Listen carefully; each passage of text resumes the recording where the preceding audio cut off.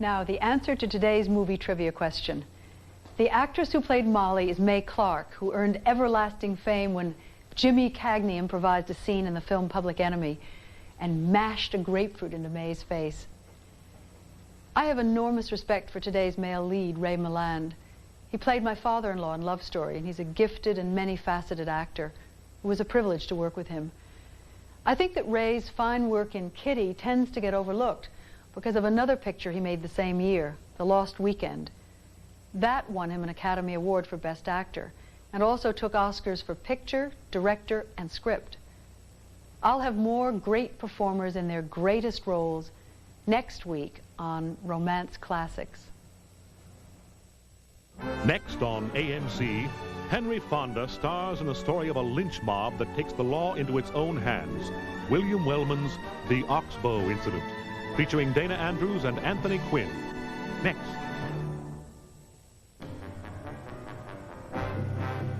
Nobody has ever escaped from Stalag 17.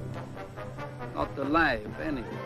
Maybe there's somebody in our barracks tipping them off, like one of us. One of us is a stoolie, a dirty, stinking stoolie. Otto Preminger, Peter Graves, and William Holden in an Oscar-winning performance. There are two guys in this barracks that know I didn't do it. Me and the guy that did do it. Billy Wilder's Stalag 17. Wednesday on AMC. For 100 years, movies have reflected our lives and captured our imaginations. But the films that have entertained and inspired us are fragile.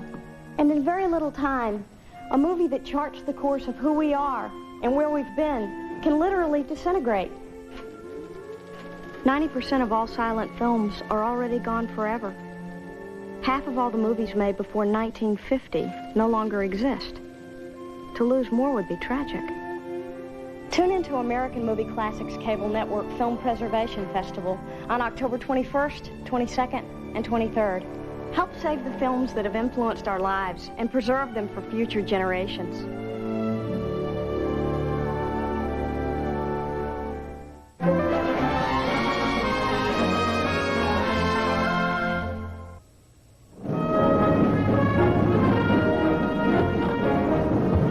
Otto Preminger is in the final stages of preparation for his latest motion picture. Story conferences with screenwriter Wendell Mays. Last-minute testing of new talent. Tell me, what about acting? I studied in San Francisco with Tamara.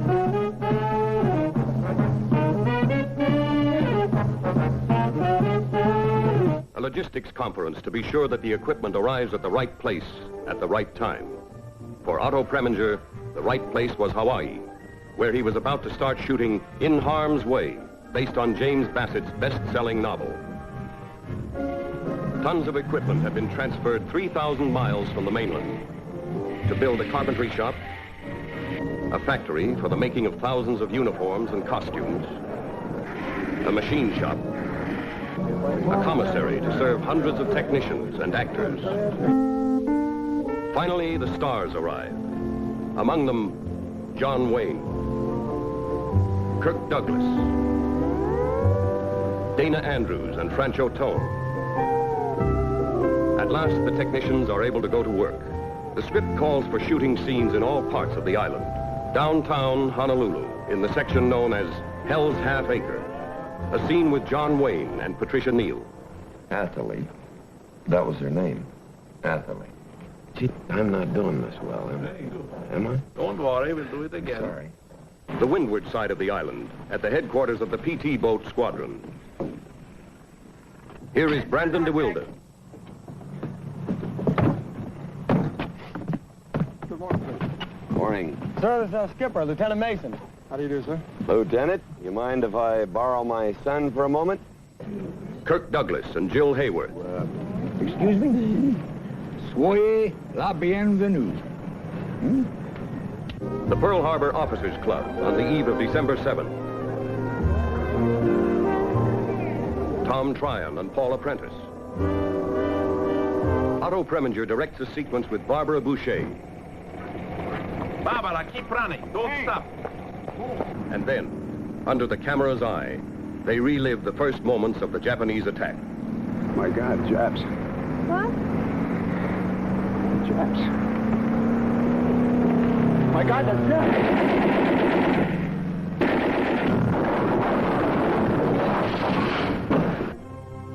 Here are shots with Dana Andrews and Patrick O'Neill. Stanley Holloway. Francho Tone. And Henry Fonda in the role of Commander-in-Chief, Pacific Fleet. Behind the camera, as a company of paratroopers reenacts a takeoff or a drop in an island-hopping attack.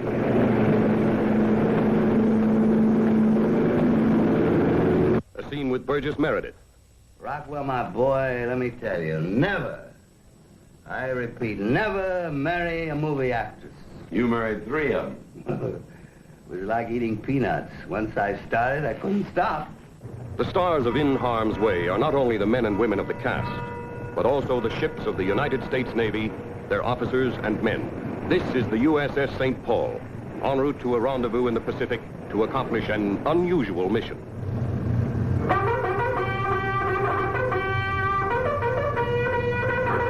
Aboard, besides her regular crew, is another kind of crew. Hollywood actors and technicians, led by Otto Preminger. A game of chess helps John Wayne to relax. Kirk Douglas studies his script. Tom Tryon prepares for the scenes to come. And Burgess Meredith joins the St. Paul's Marine Detachment to keep in condition. And they also try to condition themselves to gunnery drill.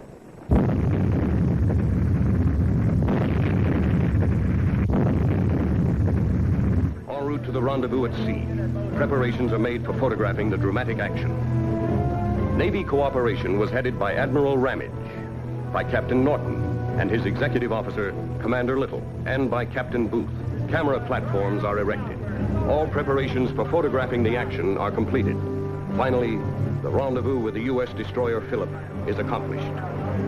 First, the scenes aboard the cruiser St. Paul, which, in the story of In Harm's Way, has been hit by a Japanese torpedo. What after the torpedo attack, the guns still be manned. But then let's send them out. It looks bad. All right, let's shoot. Royal, Danny, we can shoot. All ready to shoot. Securing them. Right. They're getting... They take one. Hey!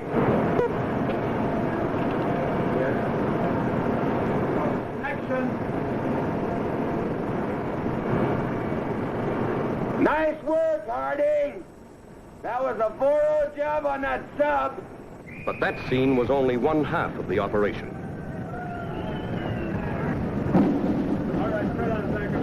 Now the technical crew and equipment must be transferred from the cruiser to the destroyer in a modern variation of the old breeches buoy.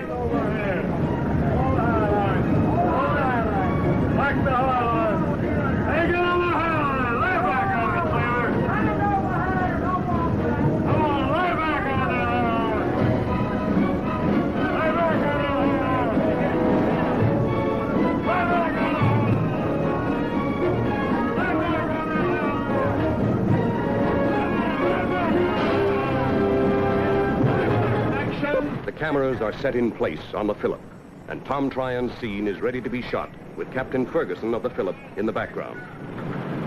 Thank you, sir. I'm not Commander Harding, sir. Who's in command? I am, sir. Lieutenant J.G. McConnell. Carry on, mister. Now, on to Hawaii to complete the picture.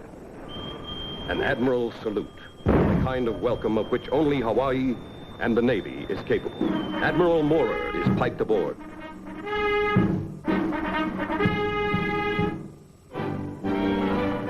A Marine escort.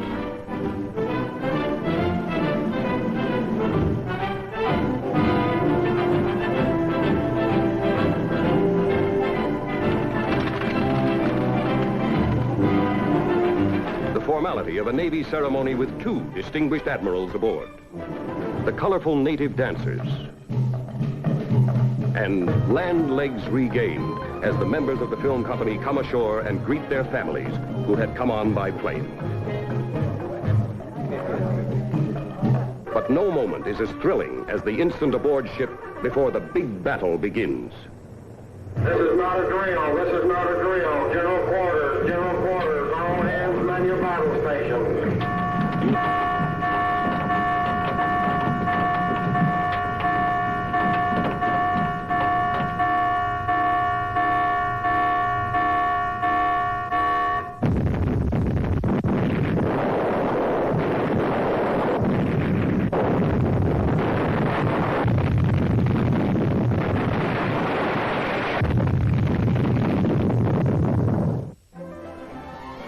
Saturday on AMC. Help us make film history by saving it. Give generously to film preservation and get a great gift. Call 1-800-AMC-3360 now and make a donation of $25 to film preservation. You'll receive AMC's 100% cotton long sleeve t-shirt featuring our Film Preservation Festival logo that will let everyone know you're an AMC fan. Call 1-800-AMC-3360 now and have your Visa or MasterCard ready. Help preserve our glorious past. Give generously to film preservation. Now, for the first time on television, AMC brings you a Technicolor epic, uncut and fully restored to its original brilliance, featuring two of Hollywood's greatest stars, Gary Cooper and Ingrid Bergman. Don't miss this television event with footage never seen since its original release. Ernest Hemingway's masterpiece. A man fights for what he believes in. For Whom the Bell Tolls. Premiering Sunday, October 23rd at 5 p.m. Part of AMC's Film Preservation Festival. Hi, I'm Bob Dorian, and I'm here in one of the most beautiful movie palaces in the country, the Castro Theater in San Francisco, to let you know how you can see magical sights like this and so much more every time you open American Movie Classics magazine. You'll visit one spectacular theater after another, enjoy glamorous color photos of your favorite stars, and get the inside story on their careers. Plus, you'll never have to search for a great classic movie again, because you'll have a personal guide to what's showing on AMC, with descriptions of every movie and exclusive original program. And if you like Bob Dorian's insights on the air, now you can write to him, care of AMC Magazine. Order now and save 50% off the cover price. Send a check or money order for $11.95 to P.O. Box 2065, Marion, Ohio 43305, or use your Visa or MasterCard by calling 1-800-535-7700. So bring the classic movie experience home. Call now and order your personal guide to Classic Hollywood, American Movie Classics magazine.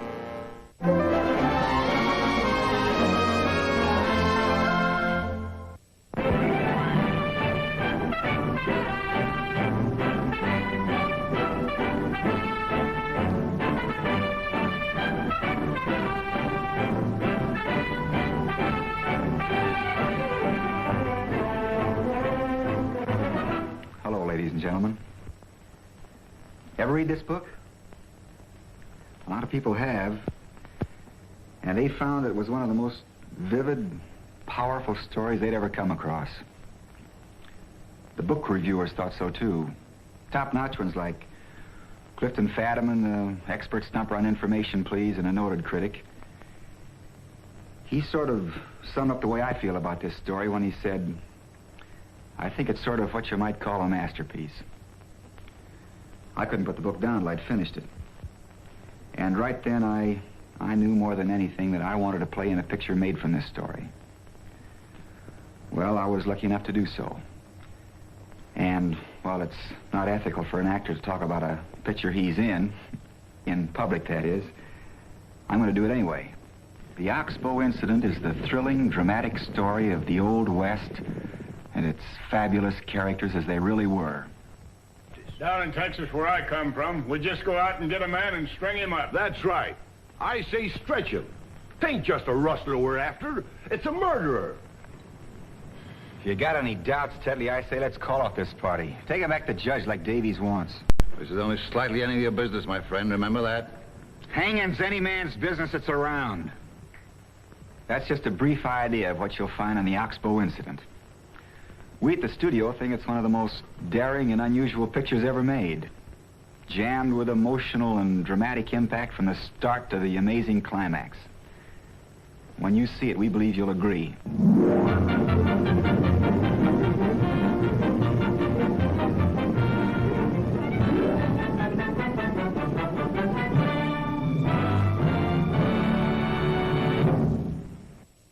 Next on AMC, Henry Fonda stars in the story of a lynch mob that takes the law into its own hands. William Wellman's The Oxbow Incident, featuring Dana Andrews and Anthony Quinn. Next.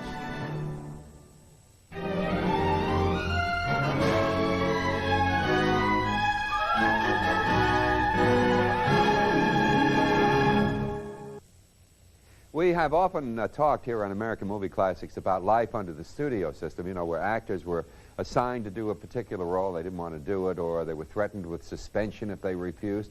But there were other times when an actor or a director would agree to work on a picture that did not appeal to him or her, so that the actor could get a choice assignment in return. And that's what happened with the movie we're about to see. William Wellman, the director, bought the rights to this novel for $6,500, and then he tried to find a studio to back the project. Darryl Zanuck over at 20th Century Fox agreed to make the picture, but only if Wellman were to agree to direct 2 other pictures for him. Thunderbirds, that was with Gene Tierney, and Buffalo Bill with Joel McCrea. Well, Wellman was not enthused about either one.